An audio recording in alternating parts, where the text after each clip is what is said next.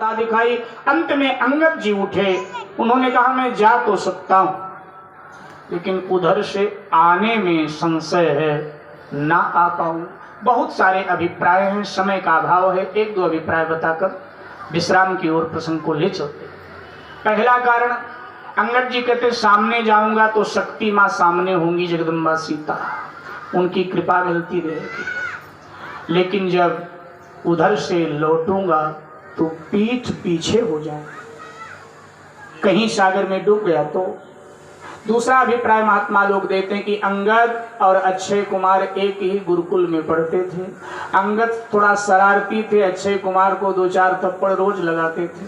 तो अक्षय कुमार ने गुरुजी से शिकायत किया, गुरुजी ने अंगद को बुलाया, हिदायत दिया कि आज के बाद अक्षय कुमार को अकारण मारना नहीं है।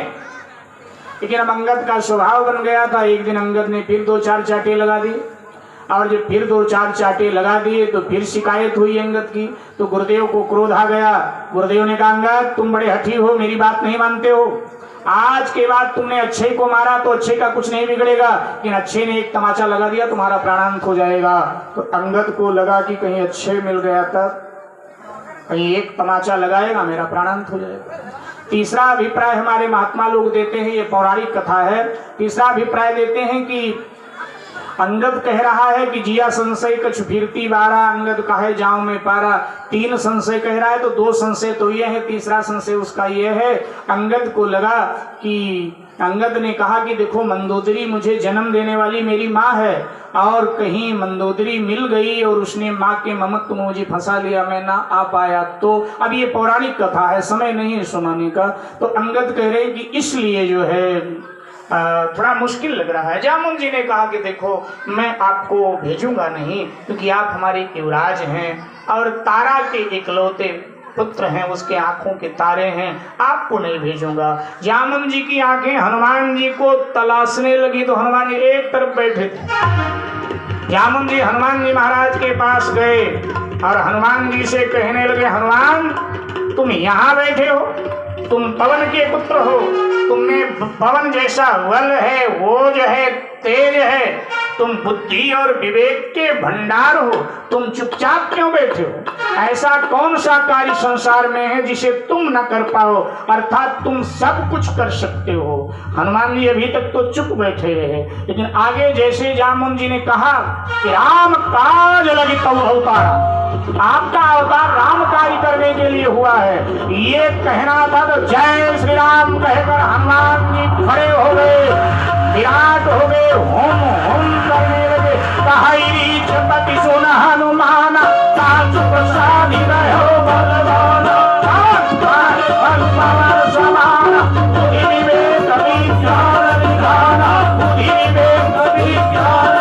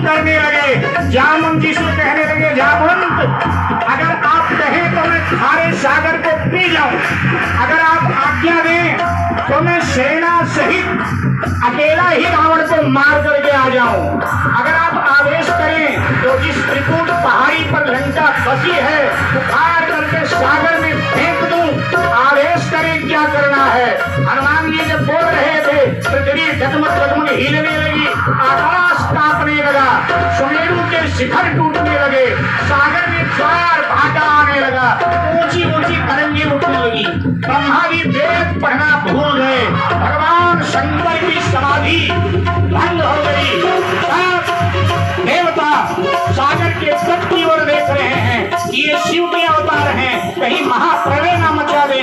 जामुंडी ने कहा, हनुमान शांत शांत शांत, जो जो आप कह रहे हो आप कर सकते हो, ये मुझे मालूम है क्योंकि आप शंकर के अवतार हो, लेकिन ये सब करना नहीं है क्योंकि भगवान ने ये करने का आदेश दिया ही नहीं है। आपको जाना है, जाकर सीता जी का पता लगाना है।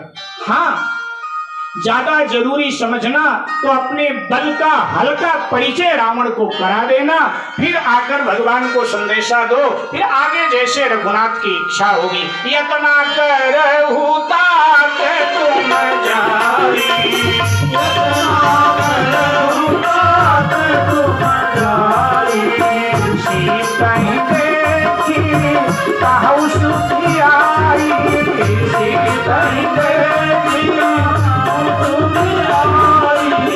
तब निज भुज बल राजीव नैना, तब निज भुज बल राजीव नैना, कौतुक लागी संग कपि सेना, कौतुक लागी संग कपि सेना, यतना करहु तात तुम जाई, यतना करहु तात तुम जाई, सीता देखी कहु सुखी आई, सीता देखी कहु सुखी आई। श्री हनुमान जी को लंका जाने के लिए गोस्वामी जी तैयार करके खड़ा कर देते हैं।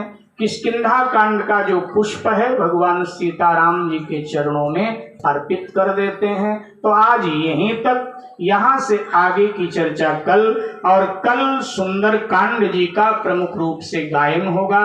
सुंदर कांड मनोकामनाओं को पूर्ण करने वाला कांड है। सुंदर कांड रिद्धि सिद्धि प्रदान करने वाला कांड है। सुंदर कांड भक्ति की और भगवान की और श्री हनुमान जी की कृपा दिलाने वाला कांड है। सुंदर कांड सभी मनोकामनाओं को पूर्ण करने वाला कांड है। तो सुंदर कांड का दर्शन मेरे भाई बहन भाव श्रद्धा से कल करेंगे। आज की चर्चा को विश्राम देते हुए पवन तनय संकट हरन मंगल मूर्ति रूप राम लखन सीता सहित हृदय बसो सुरभूप। तो श्री हनुमान जी महाराज की जय।